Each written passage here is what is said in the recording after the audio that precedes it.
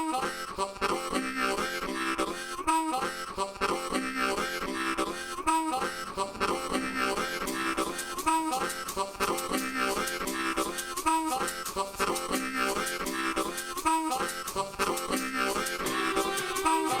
and welcome to the Debate and Discussion podcast on LaGrua Productions, my YouTube channel. Today I've got James Darcy Fordham on as a guest on the Debate and Discussion podcast. How are you, actually? Very good, thank you. Yeah, and how are you? Very well, thank you. Yeah, thanks for having me on the show again.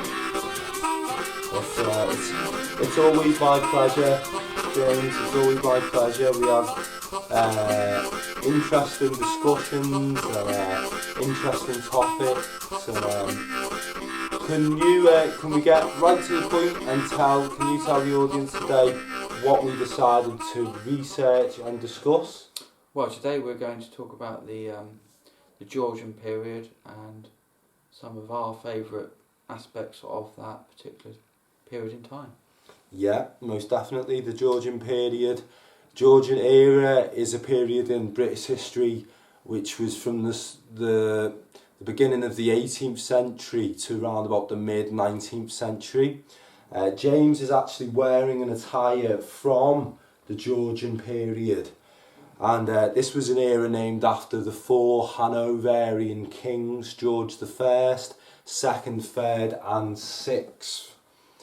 We did a bit of research on the Georgian period, and we found we came up with some interesting questions that could spark a debate and discussion. We also came up with some poems and a bit of music, as well as images of famous poet and a famous musician from the Georgian period. We'll go straight into the questions. Really, I was really intrigued to know, what is your most favourite item of clothing from the Georgian period?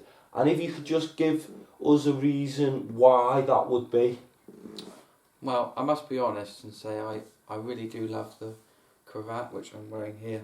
I think they're just so much more elaborate than the sort of modern day tie that we have.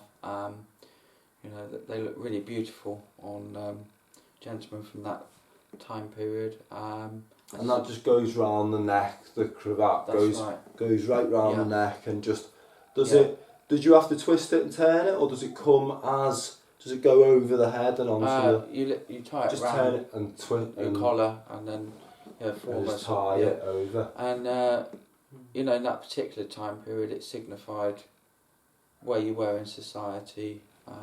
It's just a beautiful piece, I feel. Much more beautiful than the modern tie, in my opinion. And it stands out as kind of like symbolic of that period, doesn't it? More than your average, piece of clothing. It's if you were on a desert island and you had to retain one item from the Georgian period, what would it be and why? I suppose purely from a survival point of view, I'd have a Georgian rifle, in order that if things get tough I can either defend myself or I'm able to kill some wild animals in order to eat, I suppose. So a rifle, Georgian rifle. Be interesting to see what it would be like to use one. I'm sure they're not as easy to use as modern shotguns or air rifles. Do we know the measurement on that, really, about size wise? What would they're about that sort of size. Oh, okay. Upwards. So the small little rifle. Some were bigger. Yeah. And of course it's much less accurate than a modern day weapon, obviously. I see. And if you could time travel and you went back to the Georgian era, who would you like to meet and why? Well, I've always had a passion for William Blake since I was a young teenager. Read a lot of his poetry, and what I liked about William Blake was that he discussed a lot of the social issues in his time. One of the most famous poems that he wrote was called Chimney Sweep.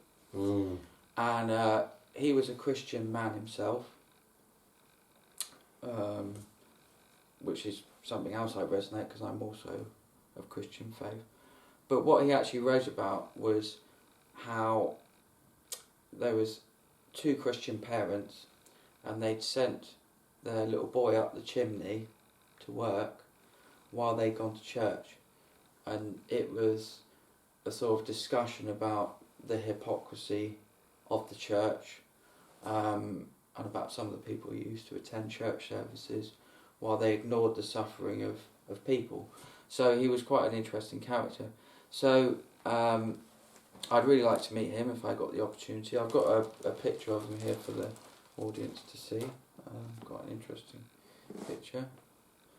And quite an interesting character, isn't he? And I thought this would be a nice opportunity for you and I to read a couple of poems by him. I'm going to read one first, aren't I? Yeah. And then yourself afterwards. So this poem is called To See a World. To see a world in a grain of sand and heaven in a wild flower. Hold affinity in the palm of your hand and eternity in an hour.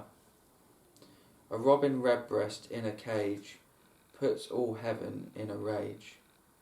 A dove house filled with doves and pigeons shudders hell through all its regions. A dog starved at the master's gate predicts the ruin of the state. A horse misused upon the road calls to heaven for human blood. Each outcry of the hunted hare a fibre from the brain does tear. He who shall train the horse to war shall never pass the polar bar. The beggar's dog and the widow's cat, feed them and thou wilt grow fat. The gnat that sings his summer song, poison gets from slander's tongue, the poison of the snake and newt, in the sweat of envy's foot. A truth that's told with bad intent beats all the lies you can invent. It is right, it should be so. Man was made for joy and woe. And when this we rightly know, through the world we safely go. Every night and every morn, some to misery are born. Every morn and every night, some are born to sweet delight. Some are born to sweet delight. Some are born to endless night. Thank you, Ashley. The Tiger by William Blake. Tiger, tiger, burning bright in the forests of the night, what immortal hand or eye could frame thy fearful symmetry? In what distant deeps or skies burnt the fire of thine eyes? On what wings dare he aspire? What the hand dare seize the fire? And what shoulder and what art could twist the sinews of my heart? And when thy heart begin to beat, what dread hand and what dread feet? What the hammer, what the chain? In what furnace was thy brain? What the anvil, what dread grasp there its deadly terrors clasp? When the stars threw down their spears and watered heaven with their tears, did he smile his work to see? Did he who made the lamb make thee? Tiger, tiger, burning bright in the forests of the night, there frame thy fearful symmetry. I really enjoyed that, actually. I thought that was very well read, and I think you managed to achieve the dramaticness of that poetry, because it's a very dramatic poem. It's quite intense, isn't it? Yeah, it's beautiful. And I think you wanted to... Yeah, just if we could... I thought we could show the audience this chap is another guy from the Georgian anyone guess who area. this is? I'm hopefully people recognise this. Any answers there? Any Yes, answers? Beethoven, isn't it? Beethoven looking quite serious as He's he quite charismatic, isn't as he's about to write something down. I'm not sure he's as good looking as you, actually. I think he I think he's taken the number plate of someone's car down. Yeah, absolutely. Just moving him over. Yeah, he's quite an interesting looking character, isn't he? He's quite he's got, I have to say, he's got quite wild eyes. What do you think? Yeah, he definitely looks wild character, doesn't he? Yeah, he does, Looks yeah. like a wild one, Yeah, definitely. Most definitely, yeah. Mm. Yeah. So that's Lovely. Beethoven. So should we play, to round off, should we play Play some Ludwig sonnet number van. 14, Moonlight, in C sharp minor? Wonderful. And what a name, eh? Ludwig van Beethoven. Marvellous.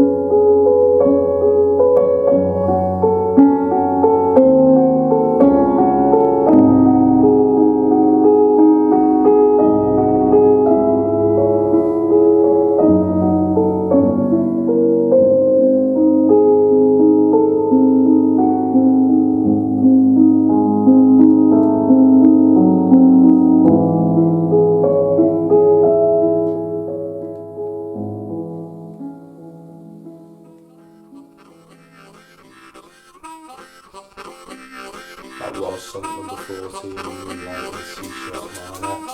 Number 2, the Adagio Sostenuto, by Ludwig van Beethoven.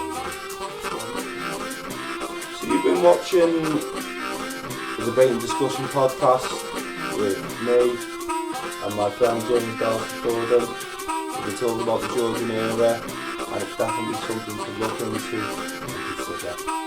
Have a great week, all the best.